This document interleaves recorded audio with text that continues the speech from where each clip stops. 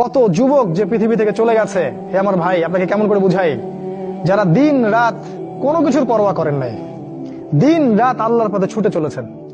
ওই খালিদ বিন ওয়ালিদ রাদিয়াল্লাহু আনহুকে দেখেন, তিনি মৃত্যু সজ্জায় বলেছিলেন যে আমি জাহাদতু কাযা ওয়া কাযা, আমি যে কতই না যুদ্ধ করেছি আল্লাহর পথে, আমার শরীরে এমন একটা দাগও নাই যেখানে, মানে একটা জায়গাও বাকি নেই আমার শরীরের মধ্যে যেখানে কোনো তরবারির আঘাত নাই বা বর্ষার ছোঁয়া নাই।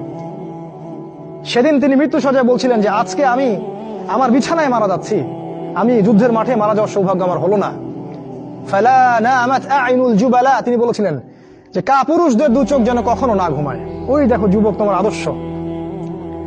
খুবাইব রাদিয়াল্লাহু আনহু, ইসলামের জন্য তাকে দায়ী করে পাঠানো হয়, রাজি নামক একটা জায়গায় কাফেররা তাকে ধরে ফেলে এবং তাকে শুল দণ্ড দিয়ে হত্যা করে। খুবাইব রাদিয়াল্লাহু আনহুকে যখন শুল দেওয়া হচ্ছিল, তিনি বলছিলেন, এই কবিতাটা ভালো করে পড়বা, রাহিকুল মাকতুম বই আছে, লাস্তু উবালি হিনা উক্তালু মুসলিমান। তাকে যখন শুল দণ্ড দেওয়া হচ্ছে, শুল দণ্ড মানে বোঝো, পিছন দিয়ে মানে লৌহ দণ্ড প্রবেশ করিয়ে মাথা দিয়ে বের করে দিত, কঠিন দণ্ড, একটা ফাঁসি টাসির চেয়েও ভয়ঙ্কর। এই শুল দণ্ড তাকে দেওয়া হচ্ছে এবং বলা হচ্ছে, তুমি কি চাও তোমাকে ছেড়ে দেই আর মুহাম্মাদকে তোমার জায়গায় শুলদণ্ড দেই? কাফেররা বলেছিল। আর এই যুবক বলেছিলেন যে আমার জীবনের বিনিময়ে নবীর একটা চুলের আঘাত পাক, সেটাও আমি চাই না।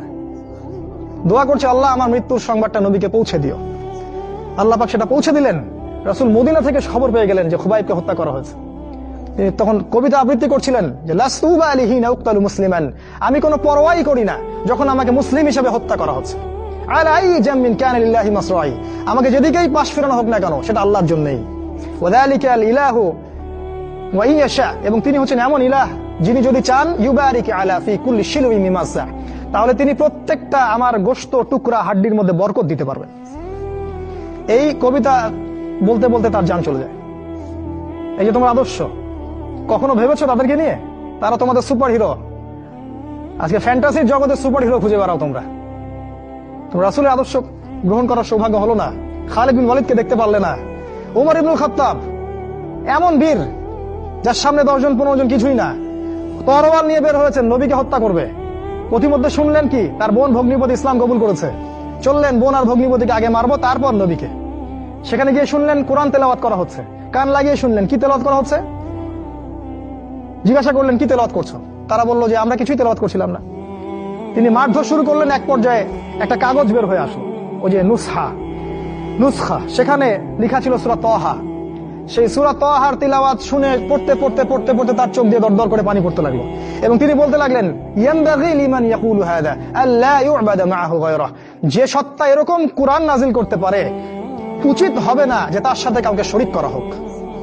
বললেন, শাহিদতু আল্লা ইলাহা ইল্লাল্লাহ ওয়া আন্না মুহাম্মাদান রাসূলুল্লাহ, আমি সাক্ষ্য দিচ্ছি আল্লাহ ছাড়া কোনো মাবুদ নাই এবং মুহাম্মদ আল্লাহর রাসূল সাল্লাল্লাহু আলাইহি ওয়াসাল্লাম।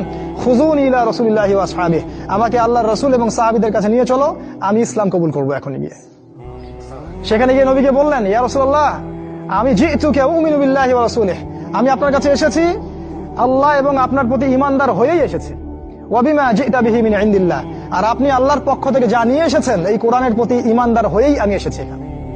তিনি বললেন, ওই সময় ওমর ইবনুল খাত্তাব, যে ইয়া রাসূলুল্লাহ, আমরা কি হকের উপর নাই? আলাসনা আলাল হক ওয়া লাইসু আলাল বাতিল, আমরা কি হকের উপর নাই? মুশরিকরা কি বাতিলের উপর নাই? তাহলে আমরা কেন গোপনে গোপনে ইসলামের দাওয়াত দিব? আজকে থেকে প্রকাশ্যে ইসলামের দাওয়াত দিব।